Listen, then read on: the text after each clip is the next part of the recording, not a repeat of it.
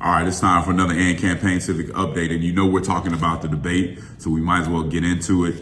You have to bear with me. I know I'm a little nasal right now. I'm under the weather, and it was a long night staying up for this debate, but I had to get this analysis out to you. So let's go ahead and get into it. The first thing that I have to say is it was very clear to me that Vice President Kamala Harris won this debate. And she won this debate for one very simple reason. She was disciplined. She stuck to her talking points, and her team seemed to have a very good strategy, and she was able to execute that strategy. One of the things that you'll notice and goes to that point is that when she was talking about something where she thought it was her strength and she thought she was about to hit on something that was Trump's weakness, she would slow down the debate. She would focus in on that issue and make sure that she really executed on what she was trying to say.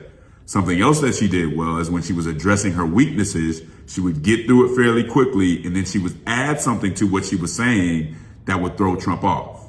So when she's talking about immigration, which could be one of her weaknesses, she also says something about crowd size.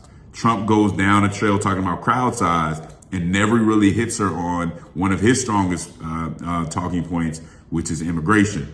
She's talking about another weakness or addressing another weakness that she has. Well, she throws in him going bankrupt and him getting money from his father. He goes down that trail, never really hits her on some of the things he could have hit her with. So that was a very good strategy, and she was able to execute that. Trump, on the other hand, I'm sure that he took time to prepare for this debate. I mean, it's a presidential debate. I'm guessing he took time to prepare. But it seems like all that preparation just went out the window. And I know his strategists, it drives them crazy. He gets to a point where he just starts rambling, had opportunities to make a point, and just was unable to hit home. Same thing that happens in his Republican National Convention speech, opportunity to drive home points and really maybe even put the campaign away, and just is unable to do it because unable to stay disciplined. But even aside from the rambling, when it comes to the substance, I think one of his worst moments was when it came to healthcare.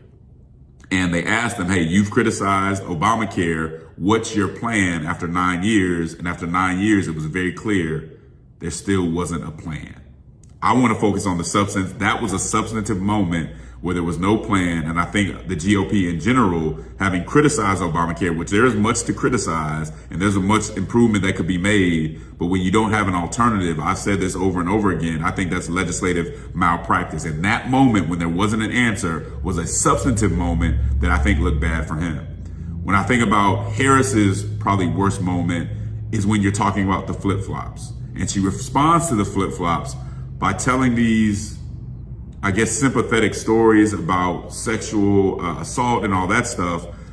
But it really looks like those very serious stories were used for us to look away from the flip-flops instead of answering them and saying, this is why I changed my opinion. You use these stories that I would guess are important to you, but you use them to have us look away from the flip-flops.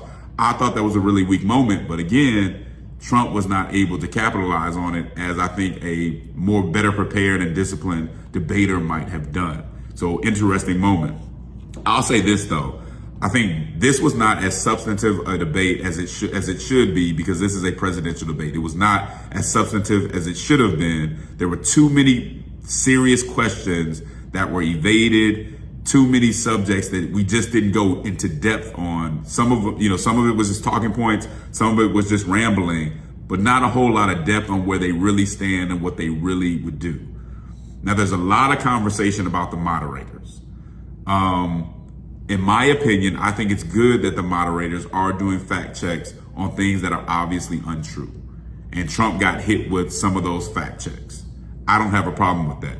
But I do think where they might have opened themselves up to criticism is you fact check Trump 2 or 3 times. Okay. You never fact check Kamala. And there were things that she could have gotten fact checked on, whether it's the mandatory gun buyback stuff, whether it's fracking. And she did say that she was going to put a ban on fracking, even the private insurance, or some of the statements that have been debunked where people said Trump said something, but that's not actually what he said, or it was out of context.